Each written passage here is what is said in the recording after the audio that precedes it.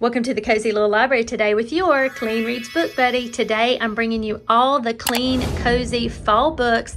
Last year I gave you a bunch of suggestions. All of those clips I'm going to add also, but today I'm bringing you many new fall clean read ideas. If you count the series that I suggest, we're going to be over 100 plus books. Wow. Let's go. The Mysteries of Pendowar Hall by Syrie James. Took a chance on it because I was looking at this author's backlist after reading The Lost Memoirs of Jane Austen, which I adored. This book was so much fun, and I wanted to see what other books that she had. I found this one, and I saved it for cozy season, and I love it. It was a lot of fun, just like the other book, but they're completely different genres. This one is a gentle, technically a murder mystery, but the reason that I took a chance on it, I'm not typically a fan of murdery types of mysteries, but our main character is going to snoop out if anything was amiss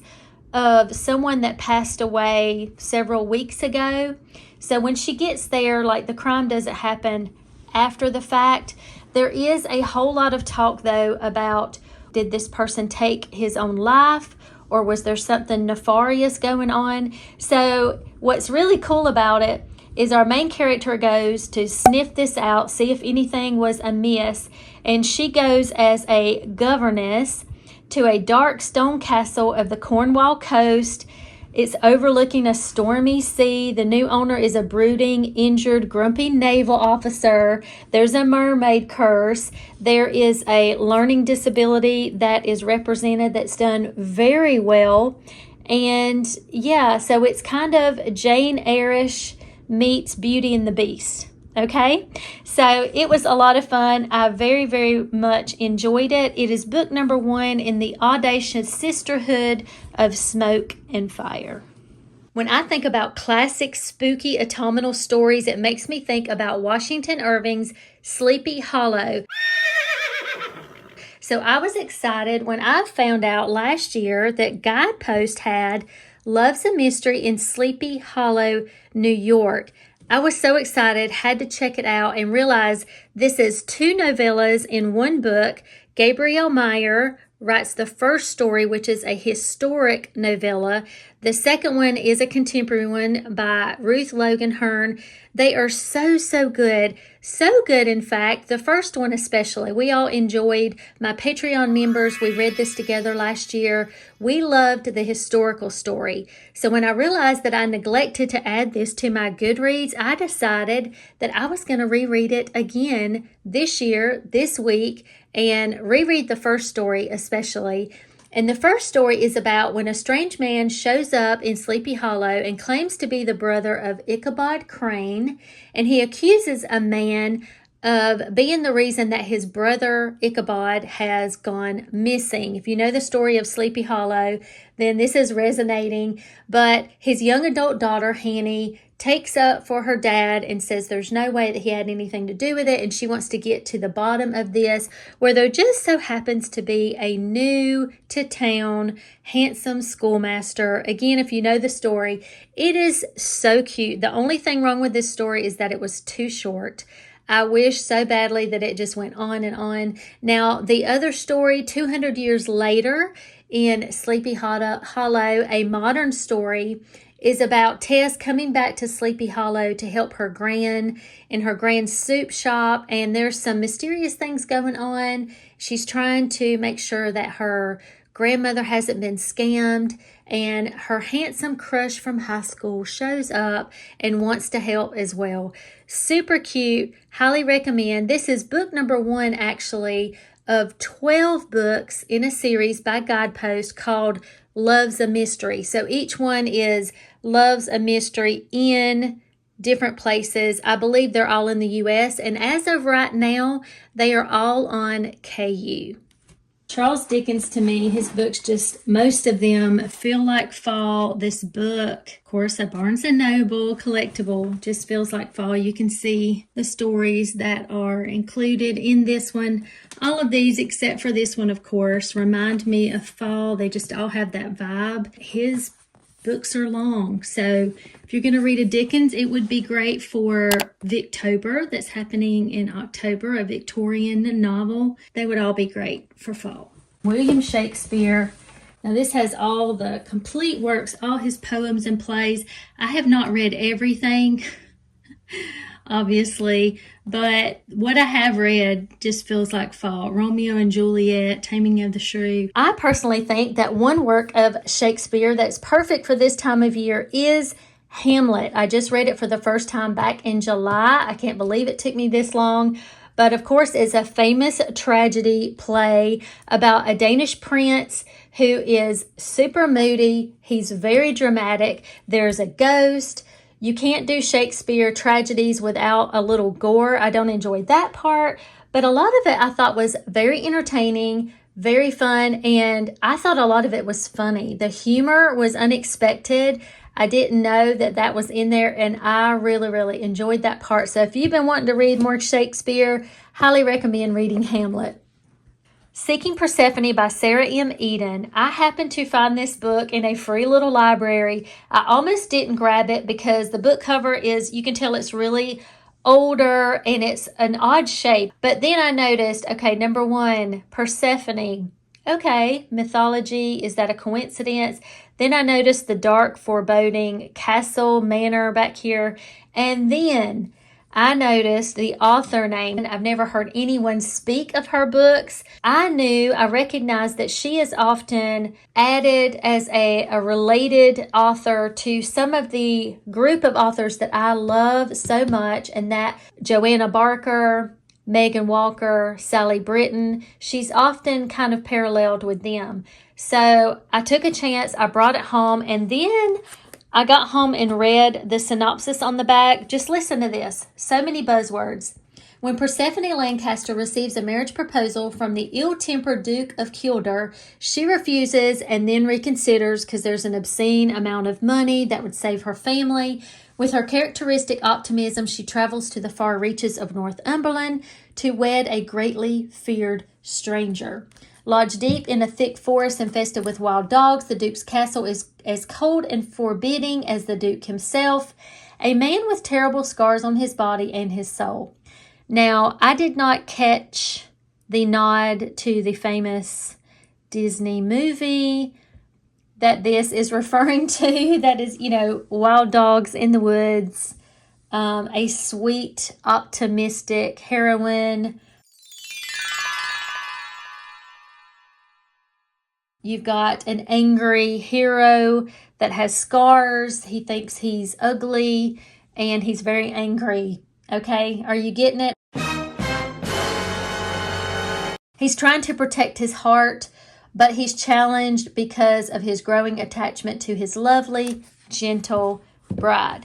I consumed this book so quickly. It's not very long. That's my only gripe with this book. It is way too short, but I did find the free audio book on one of the apps. I listened to it. It is so very good. It's book number 1 in a series that was apparently a huge deal back when this was first published. And so it's book 1 of 5. But this is so popular that they have done a Kickstarter and they have made a movie out of this. They raised the money because they wanted to make this family-friendly movie for everyone to be able to watch. And it's not just your typical retelling of a story, but again, we've got some mythology pulled into this, and it's Regency era, and it is just fantastic. They are kind of at the point with the movie where they're trying to get it into theaters first and then go from there. Now, chapter 1, we start in August, but then by chapter 3, it says, let's see what it says. Felstone Chapel, Northumberland, October 1st, 1805.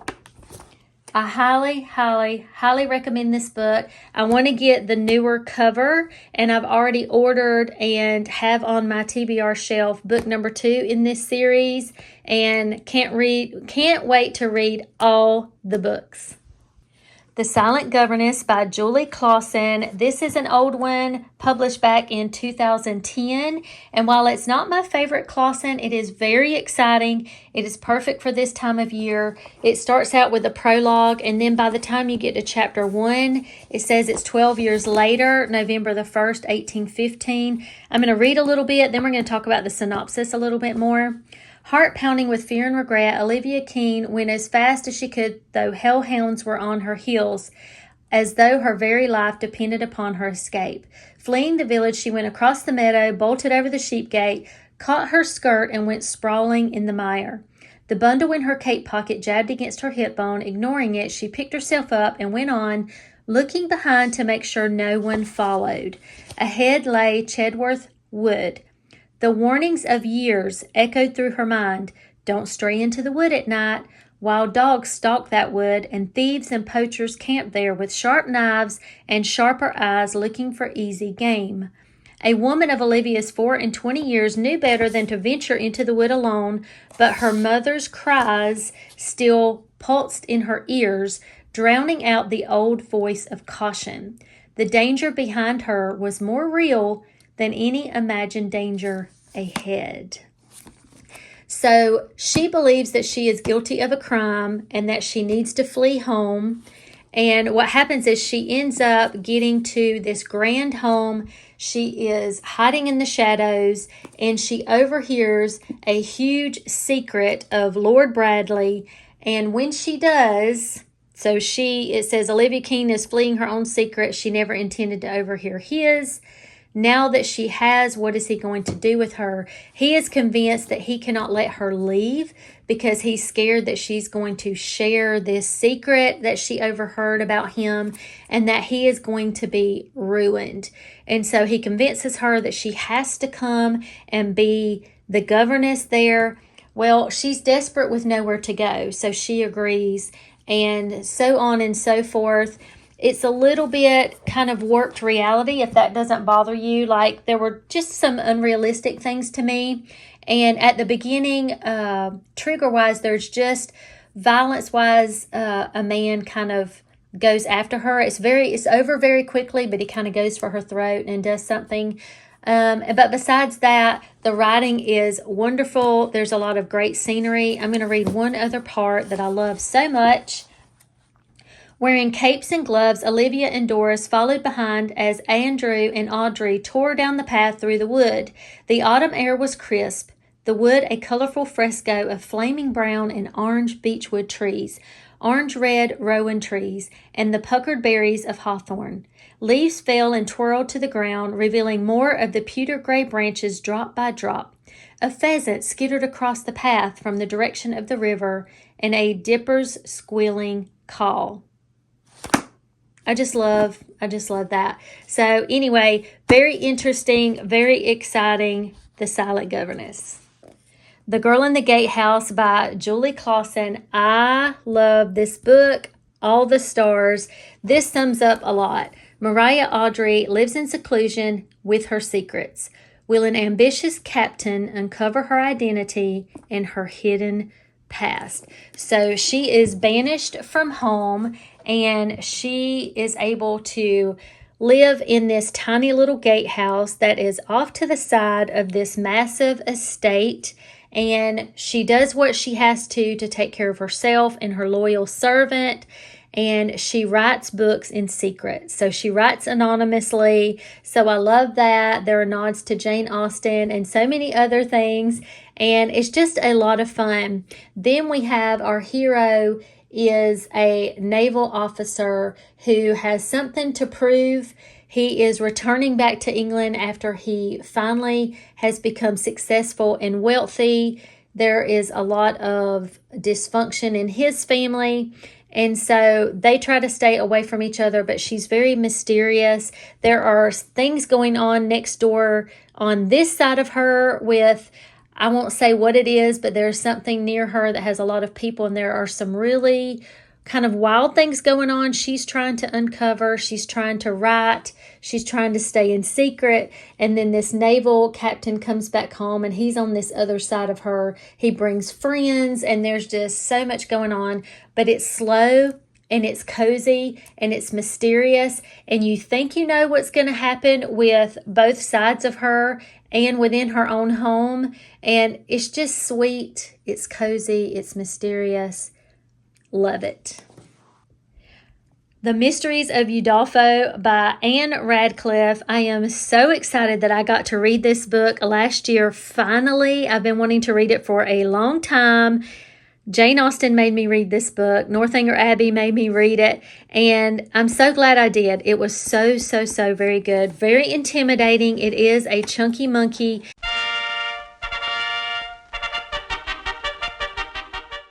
And I just took a couple months to get this read. I didn't rush it, but I highly recommend, even if you don't enjoy audiobooks, I recommend reading this in tandem with listening to the audiobook, because it does add so much to the story with the accents and everything. And the other reason is because I was so very excited, like most people that find out about this book, this Gothic romance, one of the originals. I think she pretty much created the genre of Gothic romance. Wrote this in 1794, I believe. I was so excited about it, but the Abbey that a lot of this is supposed to take place, the really creepy Abbey, I was really excited about that.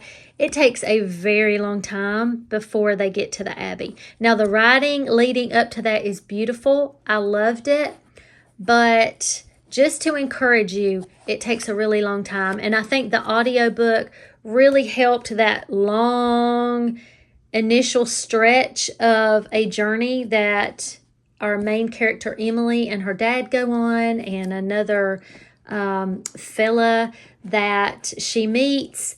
It really helps you keep going if you've got that audiobook, because I may have become discouraged if I hadn't had that, because I kept thinking, when are we going to get to the Abbey? I didn't realize it was going to take so long. But it's beautiful. The French countryside, and then there's the Italian countryside. But it's very sweet, the relationship with her dad. And then she's pretty much confined in a medieval castle, this Abbey, with her aunt's new husband, who is the evil villain. And she must cope with like an unwanted suitor. And then there's all kind of wild stuff going on. Super creepy, amazing, wonderful, perfect for this time of year. But if you want to read a classic, give yourself time. Get the audiobook, get a physical book, and just jump in. It is beautiful writing, and it will make your Jane Austen reading much more exciting. Lady Jane Disappears by Joanna Davidson Politano. This book was so good that while I was reading the book, I felt like I was there in this world. And when the book was over, it took me several days to feel like I was back in the real world and not still there. And when an author can do that, where it takes me several days to get over the book and to disengage myself and not be thinking about it all the time, that is a great author and a great book. I enjoyed this so much. So our main character, Ariel, I don't know how to say her name. We'll call her A. Her dad passes away in debtor's prison, and he has some family that she doesn't know.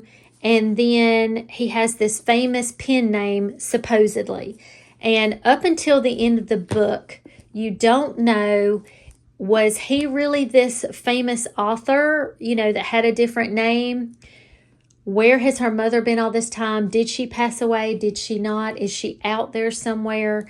There are so many mysteries that I was guessing the whole time. It was very dark and moody, the scene throughout the whole book. Let me just read you this first part about this author thing. So this is the prologue. It says, "Walk among the normal folk by day, but in your heart know that you are Robin Hood in disguise." Wolfe Harcourt. That's the quote there. Then it says, "London, England, 1861. So there's a whole vibe right there, just that dark Victorian feeling. "Well, Miss Harcourt, are you or are you not Nathaniel Droll? I squirmed in the chair across the desk from the old managing editor they called Ram. How awful it was to hear that precious name on the man's meaty lips. But of course, it was only a name to him. That is a complicated question, sir. The crinoline under layers of my skirt poked my legs, which grew warmer with each minute I spent in the offices of Marsh House Press. So is switching the final chapters at the last minute? You will forgive my doubt when a snit of a girl comes in here, supposedly on behalf of a nationally famous author, and appears to be no older than his first novel. Have you proof of your connection to him? So that's how the book starts. And so again, I didn't really know who the author really was until the very end of the book. That was fantastic. And then again, her mom, that she's not sure of her, well, she's told that her mom passed away, but has she really passed or has she just abandoned them? So our main character is basically on her own. She gets to know some of her dad's family, and she meets the hero of the story, and it's just very dark and moody, interesting, mysterious, fabulous. Love it so much. The Tenant of Wildfell Hall by Anne Bronte. Now, it's hard not to speak of the Bronte sisters collectively. In fact, this book is a bind-up with one book from each sister. And I found this book interesting. However, it is pretty dark. It is in the dark, dreary Yorkshire moors, which the Bronte sisters are kind of known for. It's what they knew and what they write the background as, but it's also dark in the fact that it talks about the rights that women did not have, especially married women at this time. And it does go into cheating and lying and drinking, infidelity and all that kind of stuff, and how choosing the wrong partner, as our main female character did, how it has affected everything and what a mess that can be. What I did find interesting is that it goes from a main male character writing a letter talking about the strange occurrences with his neighbor, if you will, a woman, a tenant at Wildfell Hall, the things going on there, and then it switches to a first person of our female character, and then our male character reading her diary. So it's kind of story within a story. So I found it enjoyable, but it does have a lot of really hard topics for women.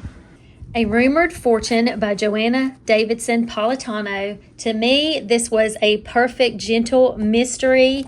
This says it all. Welcome to Trevelyan Castle, home of the poorest heiress in Victorian England. Love it. It's dark and moody. Tressa's father has kept his vast fortune hidden somewhere on the estate in the south of England, but he passes away suddenly and doesn't tell anyone where he put it. Now Tressa and her ailing mother are there at this mansion, and there's an immense vineyard, and they have no money to take care of it.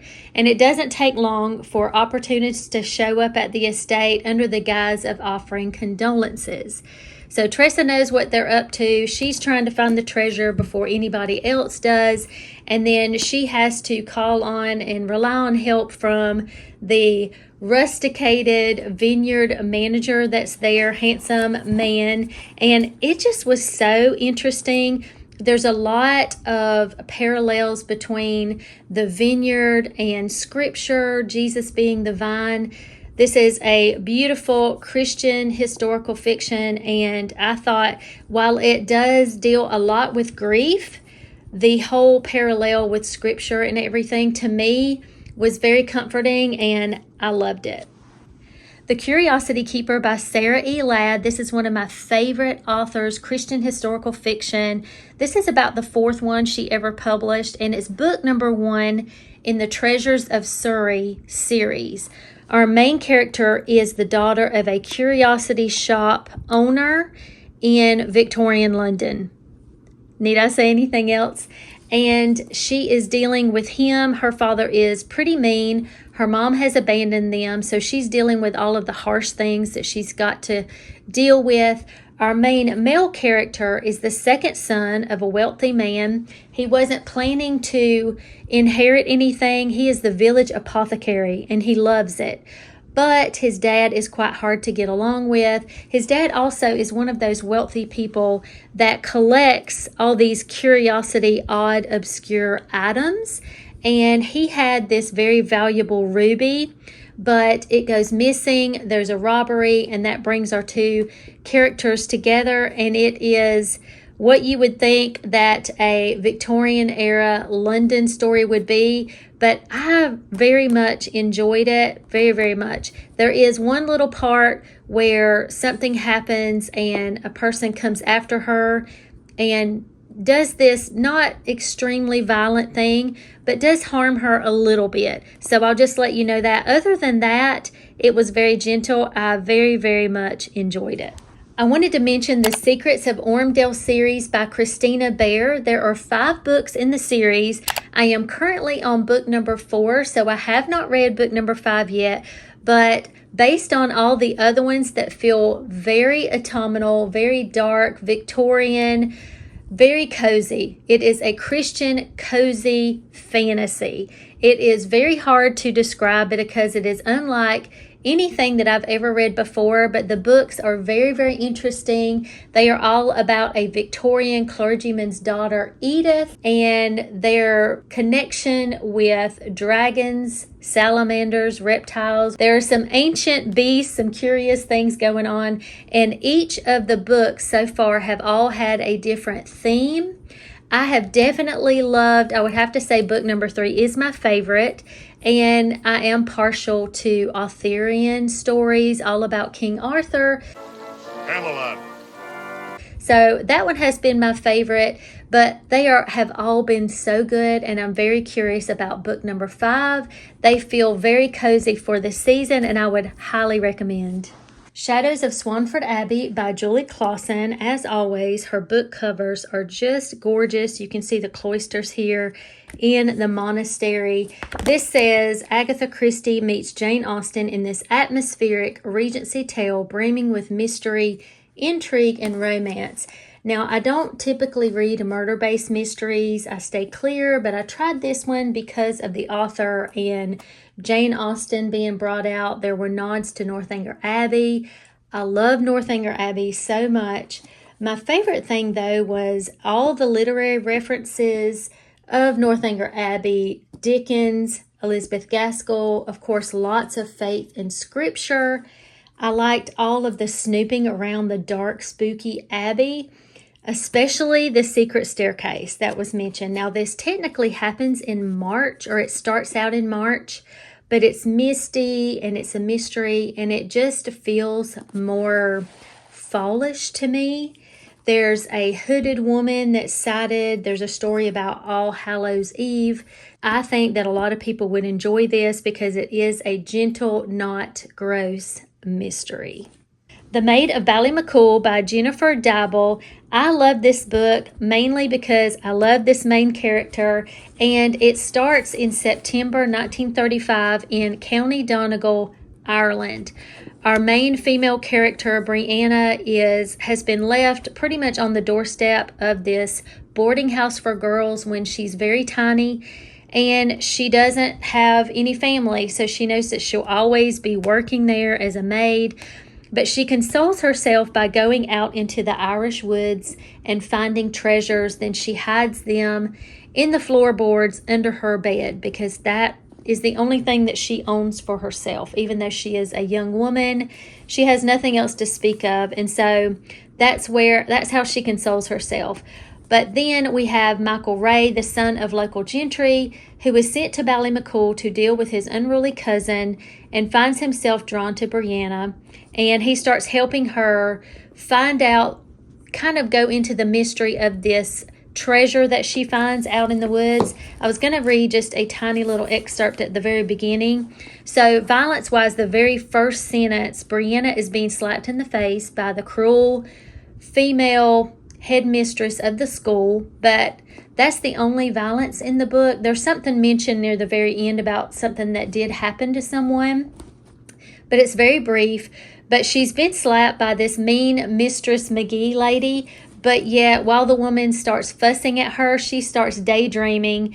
Brianna plotted out the route for her afternoon treasure hunt. She'd never call it she'd never call it a treasure hunt to Mistress McGee. No, that woman just thought that she was going out for her daily constitution.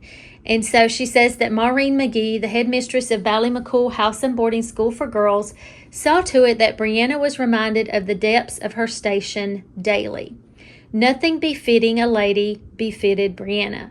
But that didn't bother her, not really. All she needed were her walks in the woods, her treasures, and the good Lord. I love that. Highly, highly recommend this book. This was a lot of fun and a very unique perspective of autumnal vibes in Ireland. I wanted to share 2 mystery series that I have really been enjoying. They are by Guideposts, which is a Christian publisher, and they are low stakes, gentle mysteries. This series is called the Tearoom Mysteries, and I know there are 27 different books in this series. I have read several, but I still have a lot to go.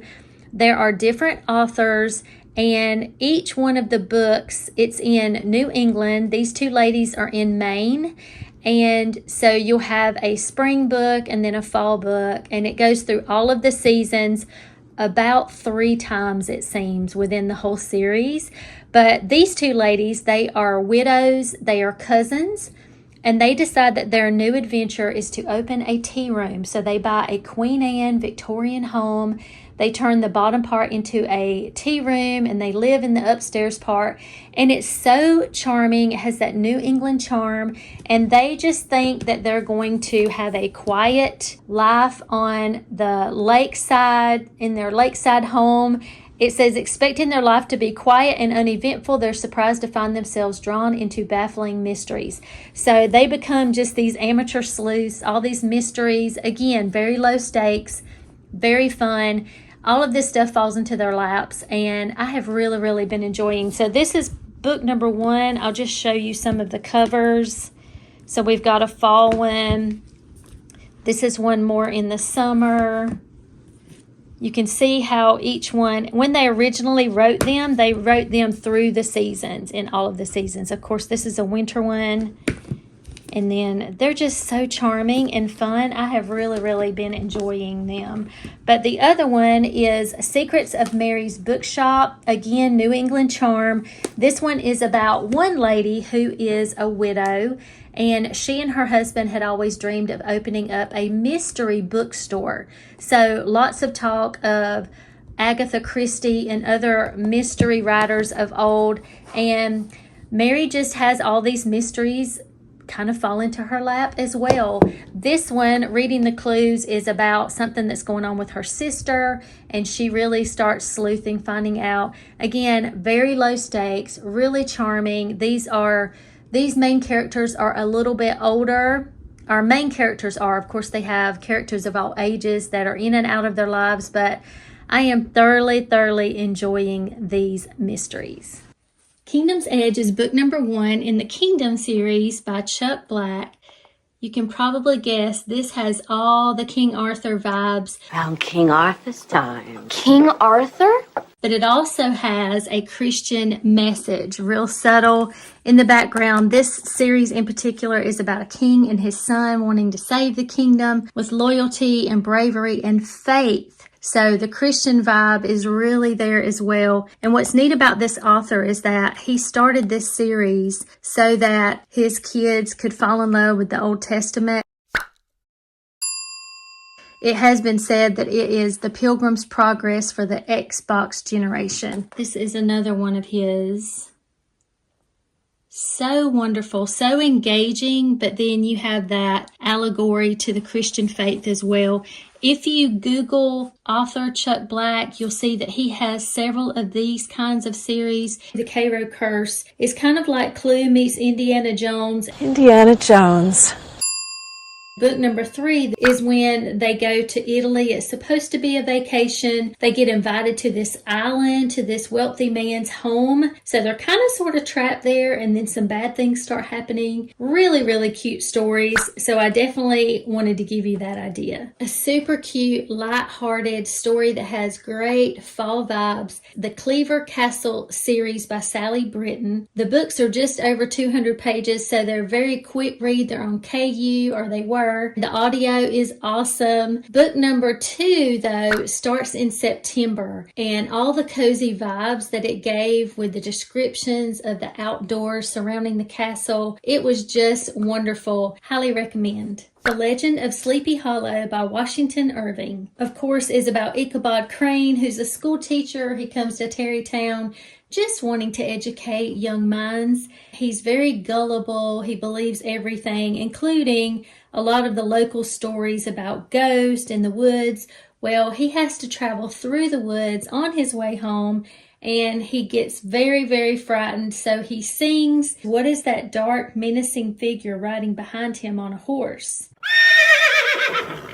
The Secret of Pembroke Park by Julie Klassen, who to me right now is the queen of Christian Regency romance. This book was unputdownable to me. I could not quit reading. I think I read it in 24 hours or so. Really get to know the characters in here. So there's a family living in London, and the daughters are doing the social scene. That's not really going like they want. Dad makes a business deal that goes bad. An anonymous letter comes saying, "Will you please come live at my enormous manor for a year?" And oh yeah, no one has been there for 18 years. When they get there, that's when the creepiness starts. It is as if the people living there got up in the middle of what they were doing and rushed away. Super creepy, all kind of mystery, and you're like, what in the world is going on? But it's so good. The Bridge to Belle Island by Julie Klassen. Again, can we just talk about this beautiful cover though? Her covers are the best. This one is interesting because Isabel, who is on Belle Island, a little ways from London, but she hasn't left in a decade. You find out in the book why. There is a crime in London that happens that connects Isabel and people on the island. A handsome lawyer has to come to the island to investigate, and then something else happens. And the book, like the cover, is very atmospheric, very interesting, pretty small character list. They're all kind of staying there at Isabel's. If you like all the whodunits, this one is very good. And the last Julie Klassen, I promise, is The Tutor's Daughter. Again, gorgeous cover. The father-daughter duo are asked to come to the cliffs of Cornwall to teach two young men that happen to have two older brothers that are eligible bachelors, and they're in this massive estate. Creepy things are always happening, unexplainable sounds at night. The pianoforte is being played, and when she gets there, nobody's at the piano. So much mystery. The spooky vibes in a good way are there. A little bit of mental illness situation and a lot of talk about grief. Such an atmospheric book. I mean, you just feel like you're there. The character list is very small, so you really get to know the characters. It is perfection. These are the first two books in the Houses of Yorkshire series. In our first book, The Letter from Briarton Park, our main character has resigned herself. She'll never really know who her parents are. The lady who has raised her says, "I've been keeping a secret from you all these years, but here, this letter will explain it all." And it's a letter from Briarton Park. It happens in autumn, atmospheric, the grounds, the estate. And this one is kind of characterized as being a swoon-worthy romance of Jane Austen meets the suspense of Charlotte Bronte. Book number 2, In the Shelter of Hollythorn House, is about a young woman. Things happen right at the beginning of the story that make her future uncertain. She's not sure what to do. She ends up having to escape to Hollythorn House. The atmosphere around the house, it's on the moors and it's in autumn. Feel like you're there in the midst of the story. There's some danger. It's known as a beautiful tale of lost love finding the strength again when all hope seems lost. A very small character list. Very good. The Debutante's Code. This is book number 1 in the Thorndyke and Swan Regency Mysteries by Erica Vitch. This is about our main character who is very smart, very brave. She's a debutante in a wealthy family. So when it comes time for her to do the debutante thing, her parents are missing. They're nowhere to be found. So she's upset about that, feeling like they can't even bother to show up for her stuff that's so important. Her uncle is there, and he's really a character and acting super weird, weirder than usual. But what she doesn't know is that her parents are doubling as spies for the crown. The neat perspective throughout that you get to know what her parents are kind of up to, and she doesn't know there is a crime. But as it goes on, it's more about her trying to solve mysteries, solve codes and secrets, and it just kind of has a darker feel to it. The Gilded Curse by Marilyn Turk, a spooky island where our main character used to go with her mom, dad, and her brother, but some things happen she doesn't really understand. There are some secrets. Her dad passed away. Her mom is now in a mental place. She's had to put her there, and her mom will say things like the island is cursed and it's cursed our family. She loses her brother to Pearl Harbor. She is called mysteriously back to this island to come take care of some things, and when she gets there, her best friend's brother is there, and now he knows all about the secrets of her family. All kind of mystery, all kind of things go on. It's very vintage, it's very unique,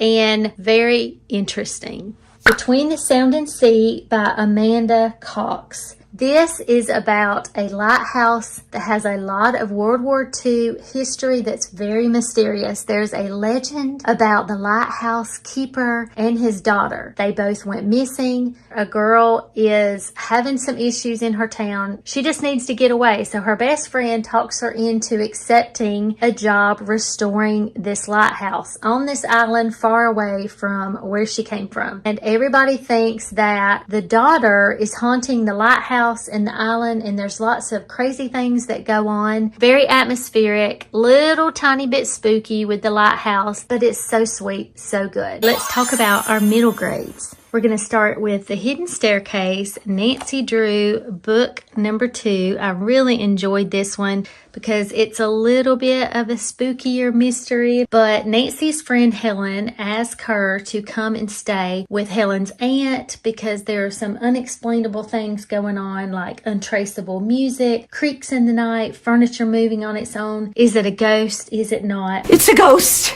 All the nostalgia, all the fun of this quick and easy read. Really loved it. The Witch of Blackbird Pond by Elizabeth George Spear. This is an award winner, and it's about Kit, who becomes an orphan and has to leave her beloved Caribbean island home and go to her Puritan relatives in the cold, bleak Connecticut colony. She says that she feels like a caged bird that doesn't fit in, that's lonely. The only time she feels like herself is when she befriends the old Quaker woman that everyone calls the Witch of Blackbird Pond. In hanging out with that lady, she ends up being accused of being a witch as well. Very interesting read. Also, we have Tom's Midnight Garden by Philippa Pierce. This is also an award winner. It has the Secret Garden vibes. His brother gets the measles and he is sent off to his aunt and uncle's house. He's not happy about it. He thinks the next few weeks are going to be the most boring of his entire life, but he tries to go to sleep. And he's listening to the grandfather clock and realizes chimed on the 13th hour. So he goes investigating out in the backyard. This says he has found a secret place in time. Very calm read. I just love the vibes, and I hope you enjoy it too. King Arthur, Knights of the Round Table, King Arthur and his Knights as an option. The Sir Thomas Malory is more of the original. The text is actually from the 1400s, but it is in Old English font, Old English style of writing. So it's not the easiest thing to read. But if you're a traditionalist like me and you want to read the original, there you go. Another classic for the fall would be the original Vampire Story by Bram Stoker. Come on! Some people, you can see how long it is. Some people say that it is too long, and some say that it's brilliant and much, much better than any of the vampire stories of today. So there you go. There's an idea if you're into Gothic horror, and I'll speak of one more horror author. to give you an idea if you are into that, and that is Poe. This is the only Poe that I have, and I'm not going to open it because it's kind of falling apart. But to me, anything that Edgar Allan Poe has written is creepy and disturbing. And if you're into that super scary stuff, Edgar Allan Poe will definitely serve up some creepy, creepy vibes. For people who like fantasy and like swords and dragons and kingdoms and all of that, this was written in 1902. So what I'm calling a more modern version. And it's just a simpler storyline. This is a Barnes & Noble edition. I wanted to give you the idea of reading Sherlock Holmes during this time. I just have an old Reader's Digest with other novels in here. This just has a few short stories, I think about 5.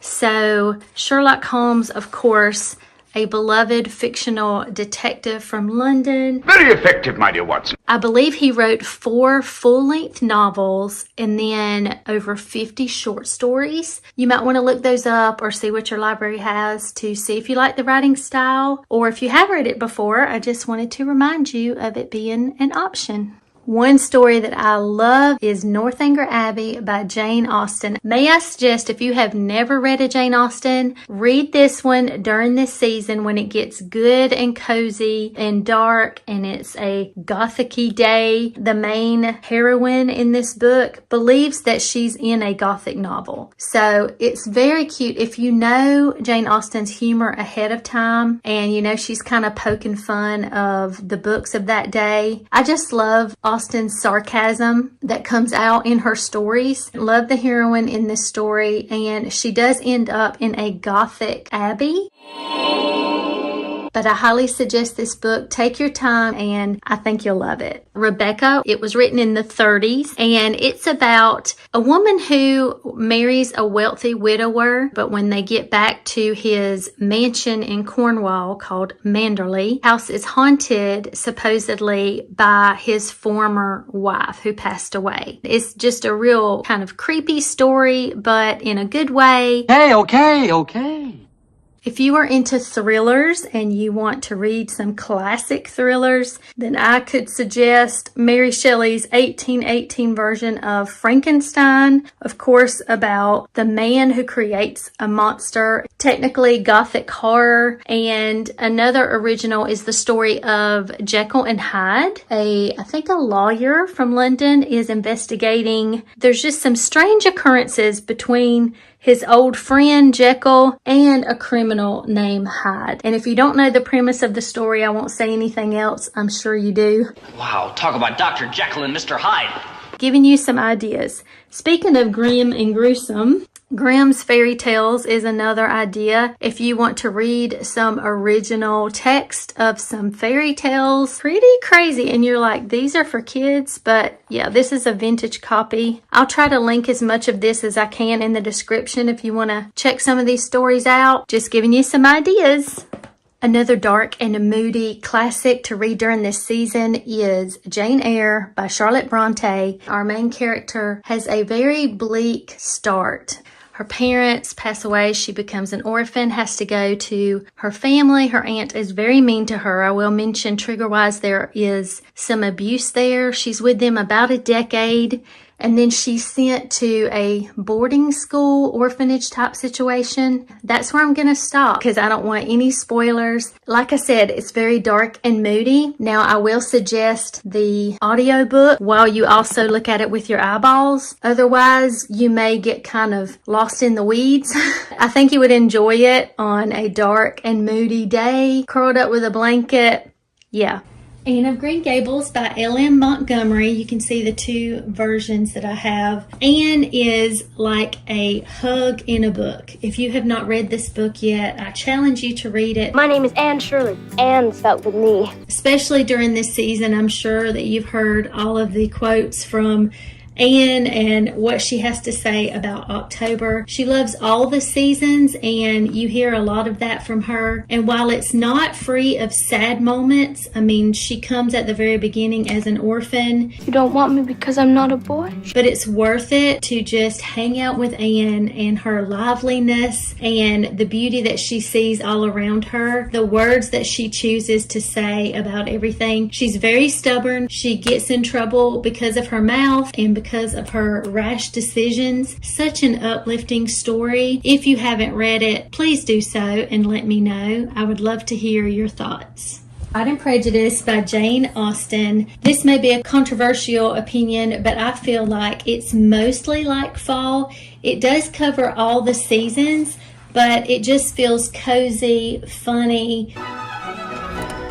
Just major escapism in this book. If you have not read it before, it is about the Bennet sisters, the complexity of the age. This was written in the early 1800s. And if you want to escape into another world full of romance, most ardently, and hilarious characters, balls and gowns and banter.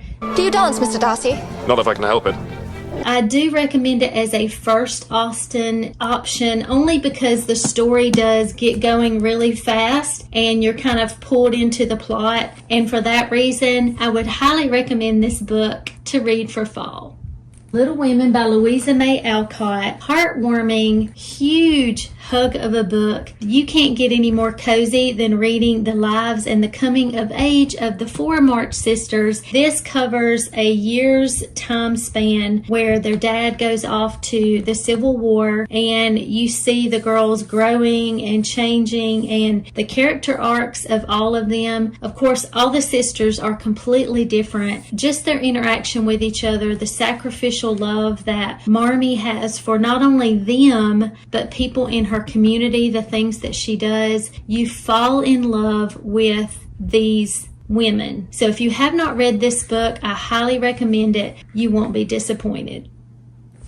A Noble Masquerade by Christy Ann Hunter. This is book number 1 in the Hawthorne House series. It is set in autumn and it is a mystery. That's why I bring it up for a comfy, cozy book for this season. I will not do it justice because this book is so amazing that it's hard to put it into words. So don't let my inadequacy or this cover fool you. This is not a silly Regency romance, okay? Okay. It is Regency, yes. It is romance, yes. But it's also funny, a rom-com. It's a mystery. It has Christian faith that you would not believe. You will laugh. You might even cry. You will get involved in the mystery and all the escapades that Miranda finds herself in that ladies are not supposed to be involved in. You will just fall in love with this. You'll fall in love. These siblings, the two love interests. It's so wonderful. Please just trust me and read this. I read it back in June and I gave it 5 stars. And I just did a reread with my patrons and I had so much fun with those lovely ladies. Thank y'all. We all absolutely adore this book, want to go forward in the series. So trust me when I say you want to read this book. Saving the best for last. You can't get any more comfort and cozy than the Word of God. Yes, the Bible is challenging, but it's also the most comforting thing we could ever find. And for instance, verse 6 says, "For I am confident of this very thing, that he who began a good work in you will perfect it until the day of Christ Jesus." That's a very inspiring scripture that's well known, and I'm excited to really dig into this book in the Bible. So I challenge you, if you are looking for cozy comfort in a book, you can't get better than this one. And until next time.